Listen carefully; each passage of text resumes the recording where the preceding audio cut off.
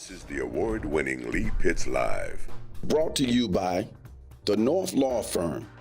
For car accidents and negligent security cases, call Joe at 239-337-1191.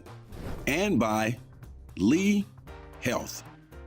Southwest Florida, welcome back to Lee Pitts Live. We are wrapping up our stay here at the Children's Network of Southwest Florida, the preeminent child care organization in South Florida, servicing over 3,000 children per day as it relates to adoption and foster care. It's the Children's Network of Southwest Florida is the place to go for all of those services. We have a fabulous show in store for you right here on the Caloosahatchee River in downtown Fort Myers River District. Get a chance to talk to Tara Johnson. She's a fabulous author. What I would consider a best-selling book that you guys are going to need to know about, Moral Inventory. We'll find all that out when we talk to the author. We'll also get a chance to talk to a renowned musician, David Johnson, songwriter, musician, the works. We'll find out about his new CD. And we'll also get a chance to see him play and sing right here on Lee Pitts Live. So keep it locked. We'll be right back. Southwest Florida, welcome back. I have a great job. I get a chance to talk to a lot of rising stars on their way up. And one of the rising stars is an author. She's written this book, Moral Inventory.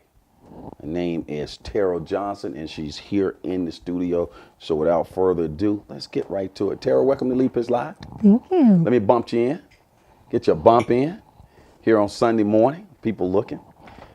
Tara, I've read a lot of books, and we've had a lot of authors on the show over the years. And I will say that this particular book I couldn't put down. I read it on the airplane, I was reading it in my car, reading it when I was in between movies on TV, just constantly, because you made it so easy to read, yet you got a lot of great information in there. Tell us about your writing style.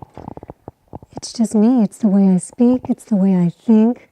In fact, what you just said made me a little nervous in the beginning because I felt maybe I wasn't as structured as a traditional writer. But I just done a lot of journaling over the years, and this was a personal challenge for me to see this through fruition. So I'm excited. Were you always like a writer from when you were, like you said, over the years in high school, when you were younger, you were always writing, loved that process? Absolutely, yes. I was part of the newspaper staff in middle school, Dunbar Middle, and so that was a great experience. But yeah, journaling, short stories.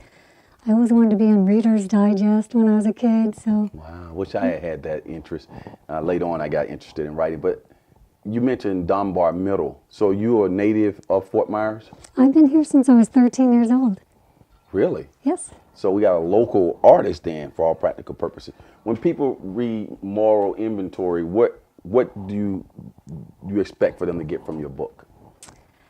I wish I could say it's an original story as far as family dysfunction and alcoholism and struggles within families, but these type of things are happening every day. But it was the main character, Elizabeth, is my kindred spirit. She and I have been through a lot of the same things, and it's a journey. I welcome people to go on the journey with her, ups and downs, but she's a fighter. Mm-hmm. This book will help people as well, correct? I believe so. In what ways? Just knowing that if you fall once, you just get back up. It's never too late. Even as far as writing the book, I'm in my 40s. It's never too late. Mm-hmm. How does one get your book? Right now you can find it online at Amazon.com or Barnes & Noble. I also have a local bookstore, Macintosh, on Sanibel and Franklin Shops downtown that's agreed to sell it. Excellent. You going to have any book signings in the future? Yes, starting in October we will have book signings. Okay. You have a Facebook page people can go to and find more? Yes, Moral Inventory has its own Facebook page, and Tara Johnson. Okay, great. Now, what inspired you to write a book? It, again, was a personal challenge for me. A lot of things in life I'd started and quit, and I wanted to see this completely through. So I shared some personal memories in the book, But I did keep it fiction. I didn't want to get it too personal. Well, it was still revealing because when I was reading it, I was saying, okay, is this fictional, autobiographical? What's going on there? Because a lot of things was like, it was real transparent, open, discussion. Yes. I didn't want to share too much, but I always figure I put my Law and Order disclosure in the front. If you sound familiar, if it sounds like it's you, it's not. Okay. People may think it's them in the book, but it may That's not smart. be. But yeah, it's been a fun journey. How'd you go about finding a publisher? I kind of ran the gamut with that. I figured as a first-time unknown author, if I went to people like Penguin, I'd get nice little rejection letters. So I shopped smaller publishers, and I found Austin Macaulay, who started in London and a little over a year ago had a shop over in Wall Street. So sent them a letter, took a little over a month, but they said they found it to be an emotive read, and they felt they could find a target audience for it.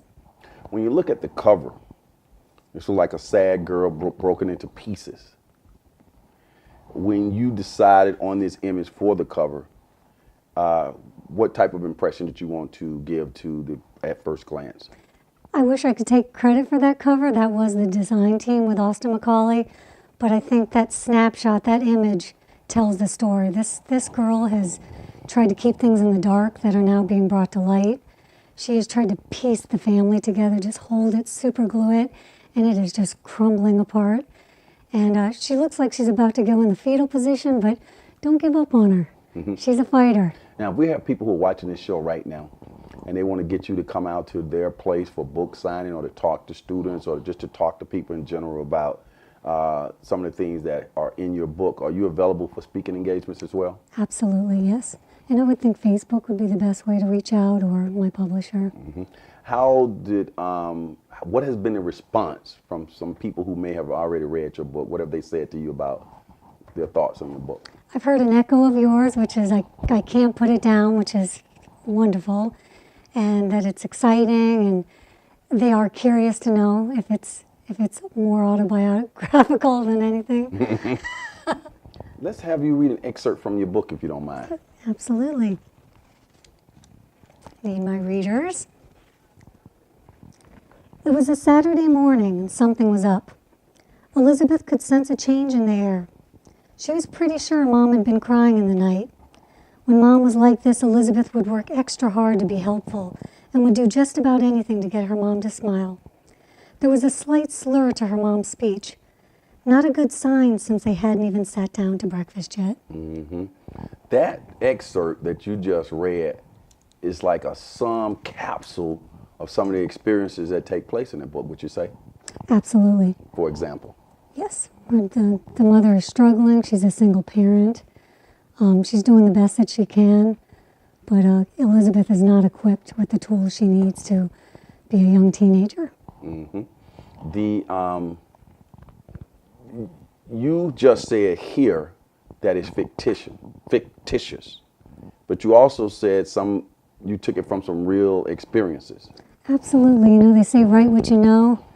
Sometimes it's good, sometimes it's bad, but it was a little bit, I was making peace with my past with this. I was able to create a story and get rid of some demons at the same time. So it's all cathartic, with the word cathartic therapy or Absolutely, yes. It was very therapeutic. I had a few good cries. Sometimes the manuscript would be stuck away for a few weeks until I was prepared to face it again. But the good thing too is you're a success story in your own right. To see you now, you look healthy, you look good, you effervescent, I can say this because David's my friend, you're attractive and all of that. So what does that message also say about overcoming? That again, it's you hit your rock bottom, you get back up. It's just like the song, dust yourself up, start all over again. And that's what she did. Outstanding. Well, the book again is Moral Inventory. It is a page turner, people, and I'm going to get an autograph now so that you guys will know I got the original autograph. Nobody can lie. She's autographing it for me now because I know it's going to be a bestseller. I got it on air. Everybody's looking at this. while you're autographing that, what message does your book, you think, send to young people as well? That it doesn't matter what cards you've been dealt. It doesn't define you, what parents you've been given or what family you've been given. You can grow from challenges, and you can better yourself, and you can break free of the kind of the family curse. Is it fair to say that the audience for your book is people of all ages, or what age you say is a good age to youngest age to read this book? I thought originally it would be targeted to young adults, but it seems like the audience is all ages, because I guess it's that inner child in all of us that has memories of certain things. So I say any age. Well, I want to thank you for creating something like this that for the public to consume. Great job. Congratulations. And keep up the good work, okay? Thank you. I'm looking forward to your next book. As the saying goes in this particular show, for those who say it can't be done, they're usually interrupted by those like Tara and all the fine people who are associated with moral inventory who are doing it. When we come back, the incomparable, the undescribable, David Johnson right here in the studio. We'll be right back. Give her a hand. Okay. Hey, John.